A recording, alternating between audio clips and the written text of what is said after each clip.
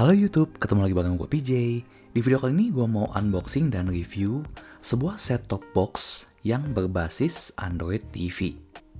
Buat teman-teman yang masih pakai TV tabung atau CRT atau TV LCD dan LED yang belum Smart TV, atau yang udah Smart TV tapi kemampuannya terbatas. Nah, dengan bantuan set-top box berbasis Android ini teman-teman bisa jadiin TV teman-teman lebih multifungsi. Nah, tapi alat set-top box seperti ini ada dua tipe. Yang pertama yang TV box, ini basisnya Android juga, tapi Androidnya itu yang sama dengan OS di handphone. Bedanya apa? Jelas yang Android TV itu punya OS yang berbeda. OS-nya udah di-customize supaya cocok untuk digunakan di televisi. Untuk aplikasi dan Google Play Store-nya sendiri itu juga berbeda ya. Selain dari tampilan aplikasinya, juga fungsinya ada yang berbeda. Khususnya untuk aplikasi Netflix. Aplikasi Netflix yang untuk di OS Android biasa, itu tuh nggak bisa pakai resolusi 4K. Sedangkan aplikasi Netflix yang didesain untuk Android TV itu bisa sampai resolusi 4K. Nah, jadi teman-teman jangan sampai salah pilih. Untuk yang barusan gua tampilkan di layar ini adalah contoh interface atau launcher dari set-top box yang berbasis Android TV. Jadi pastiin sebelum beli jangan sampai salah pilih ya. Karena untuk Android TV yang OS-nya memang untuk TV ini, fungsinya itu udah sangat optimal untuk digunakan di televisi. Misalnya ada tombol di remote-nya itu untuk voice command, dan untuk berpindah menunya itu memang gampang banget pakai remote-nya. Sedangkan untuk Android TV Box yang masih pakai OS-nya sama dengan Android di handphone, itu bakal beda experience-nya. Bahkan sekarang udah ada yang lebih baru lagi, yaitu Google TV. Sebetulnya mirip sih, cuman basis dari Google TV ini adalah OS Chrome. Nah, daripada teman-teman jual TV yang lama, beli TV yang baru yang udah Android TV, mendingan jadiin TV lama jadi Android TV dengan alat ini.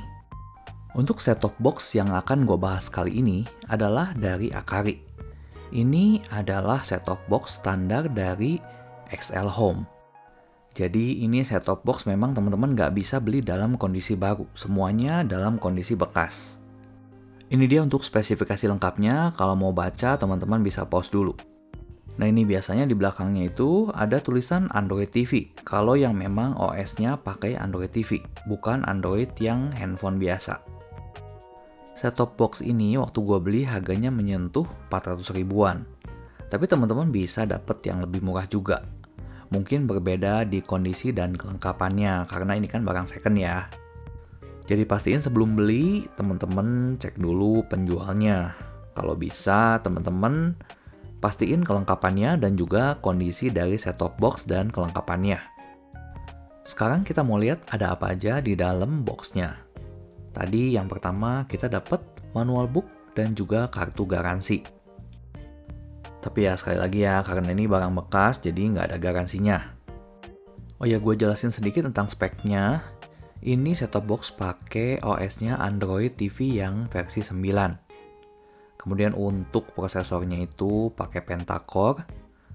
Internal RAM-nya ada di 2 GB dan internal storage-nya di 16 GB.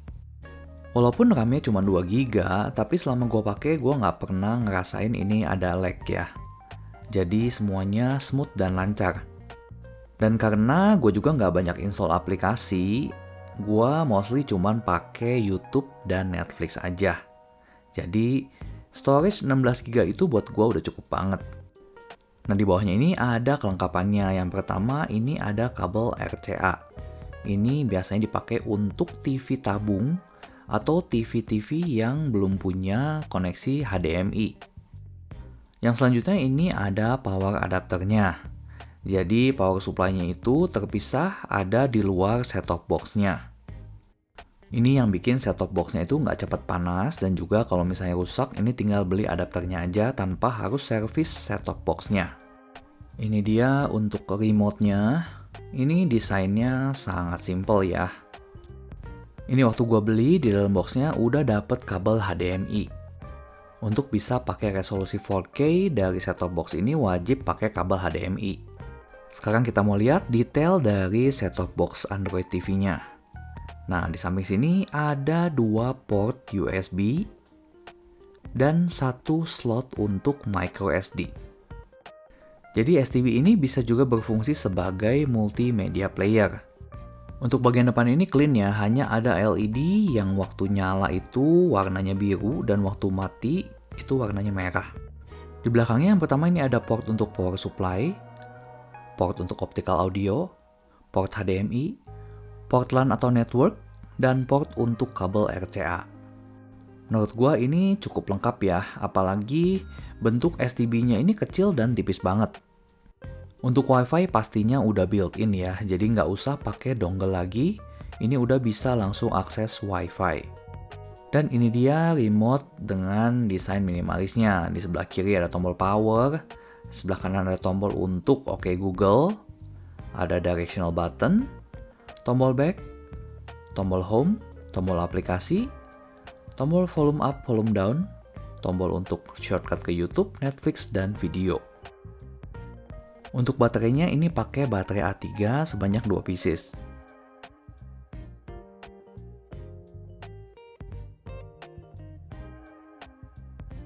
Dan remote-nya ketika ditekan bakal nyala LED warna merah di ujung tengah atas.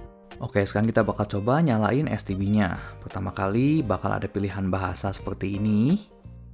Tunggu sebentar, dan selanjutnya buat teman-teman yang punya handphone dengan basis Android, ini bisa di pairing supaya settingannya itu semua sama dengan di handphone.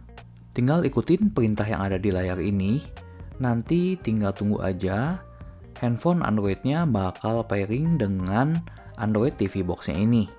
Kalau di rumah ada WiFi, tinggal konekin handphone dan Android TV-nya itu ke WiFi hotspot yang sama.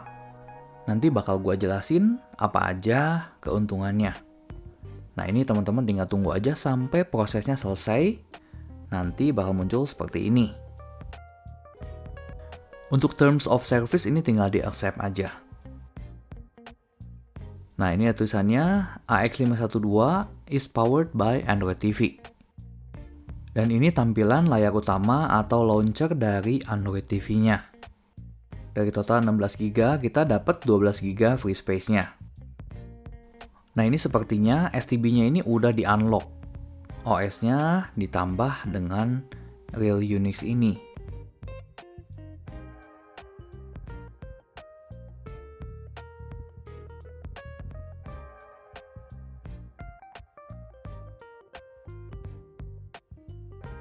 Sekarang bakal gue jelasin tentang interface-nya. Di paling atas ini ada kumpulan aplikasi yang terinstall di Android TV-nya.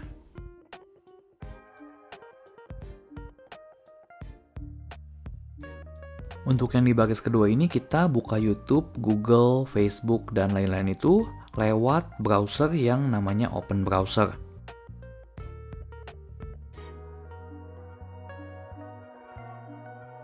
Di bawahnya ada YouTube dan beberapa rekomendasi video. Kemudian di bawahnya ada Netflix dan beberapa rekomendasi film. Di bawahnya ada beberapa aplikasi lain yang direkomendasikan untuk diinstal di Android TV kita ini. Di bawahnya ada YouTube Music, ada Open Browser, dan di bawahnya ada untuk Customize Channel. Kita balik lagi ke atas, ke sebelah kanan ada tombol untuk buka settings. Ini tampilan settingsnya, ada nama device, nama WiFi, dan account Google yang lagi sign in. Di sini ada device preferences dan beberapa setting yang teman-teman bisa ganti. Ini cara konekin remote ke STB via Bluetooth.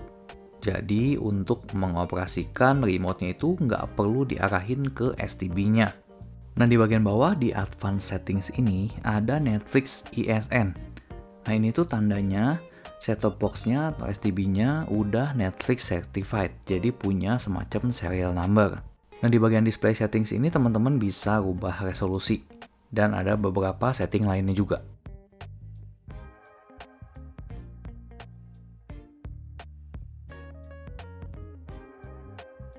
Selanjutnya ini fitur yang penting juga, yaitu HDMI CEC atau Customer Electronic Control. Dengan fitur ini teman-teman bisa kontrol TV dan STB cukup dengan satu remote. Jadi begitu teman-teman tekan tombol power di remote, itu TV dan STB bakal nyala bersamaan. Jadi untuk pilih menu atau volume, itu cukup dengan satu remote aja. Jadi remote TV-nya nggak usah dipakai.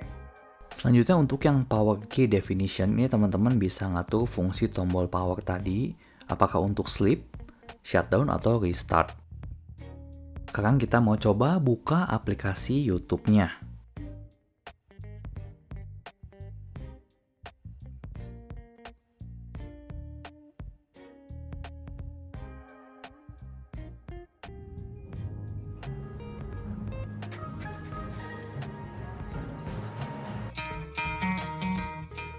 Halo YouTube, ketemu lagi bareng gue PJ.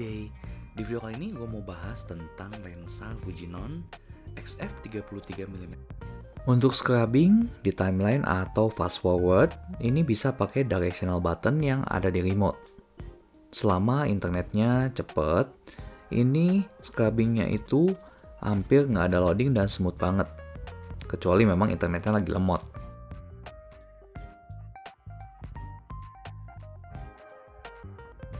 Gue coba untuk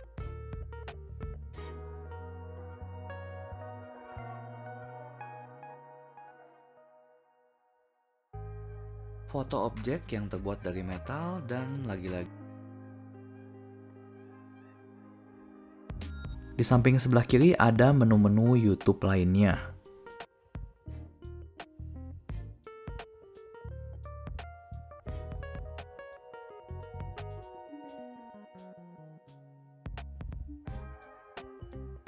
Sekarang kita bakal coba untuk aplikasi Netflix-nya.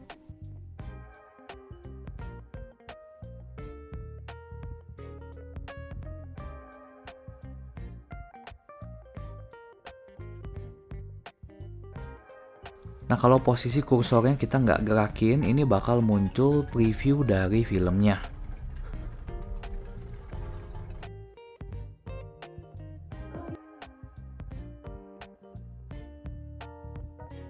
Ini juga sama ya, kalau kita nggak gerakin kursornya, bakal muncul preview dari filmnya.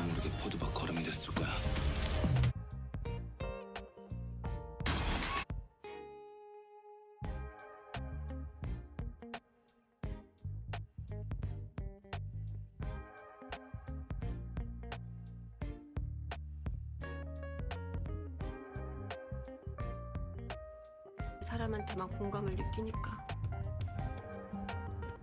그럼 보현 팀장은 나한테 뭘 느껴? 형. Untuk scrubbing di timeline atau fast forward, ini sama dengan di YouTube tadi, cukup pakai directional button yang ada di remote. Dan ini smooth banget, nggak nge-lag. Balik lagi, tapi tergantung kecepatan internet di tempatnya teman-teman.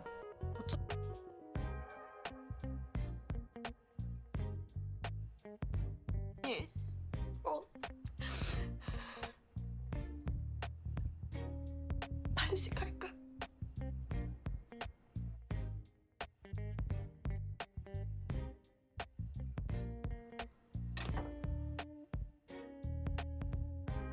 부탁인데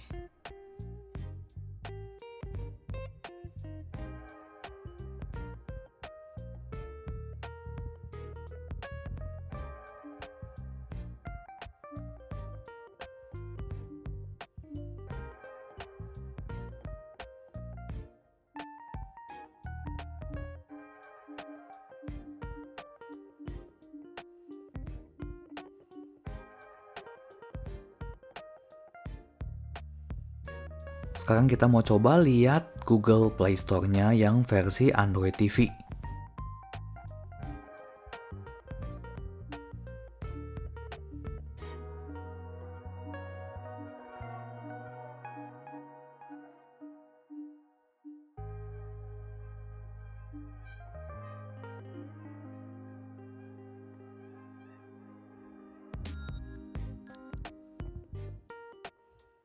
Sekarang gue mau coba voice command dengan menekan tombol di kanan atas yang ada di remote. Play Little Woman on Netflix. Okay, opening Netflix. Playing Little Women on Netflix.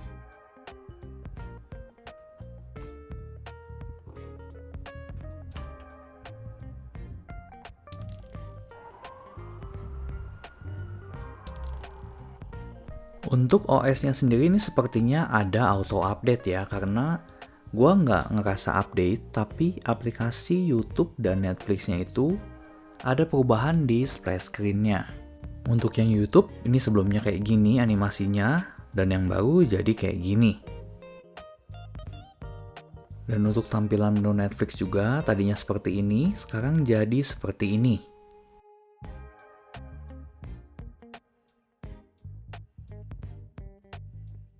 Oh ya, gue mau kasih satu tips buat teman-teman yang suka nonton YouTube di TV kayak gini.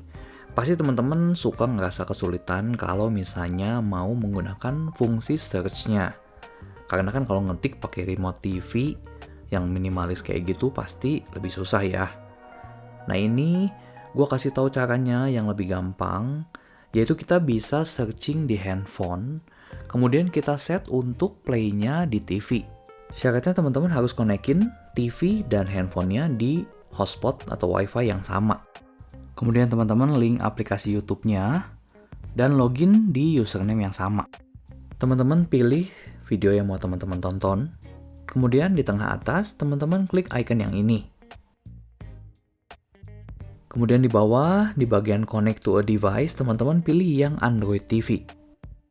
Nah kalau udah ini nanti videonya bakal di-play di TV. Tapi untuk kontrol itu bisa dibantu dari handphone juga. Jadi untuk play, pause, untuk preview, next itu bisa dari handphone. Untuk di Android juga sama ya. Tadi kan sebelumnya gua contohin untuk di iPhone. Ini untuk di Android. Caranya sama persis. Nah jadi dengan cara ini teman-teman bisa cari video yang teman-teman mau. Ngetiknya kan lebih gampang di handphone ya. Selanjutnya baru di play-nya di TV. Karena kalau misalnya pakai voice command yang OK Google tadi itu harusnya pakai bahasa Inggris. Kalau misalnya kita cari video dengan keyword pakai bahasa Indonesia itu nggak akan akurat. Jadi kesimpulannya setelah gue pakai STB Akari AX512 ini selama 2 bulan, gue sangat puas dengan performanya. Untuk nonton Netflix atau nonton YouTube itu jauh lebih mudah navigasinya dibanding dengan aplikasi YouTube dan Netflix yang bawaan dari Smart TV-nya.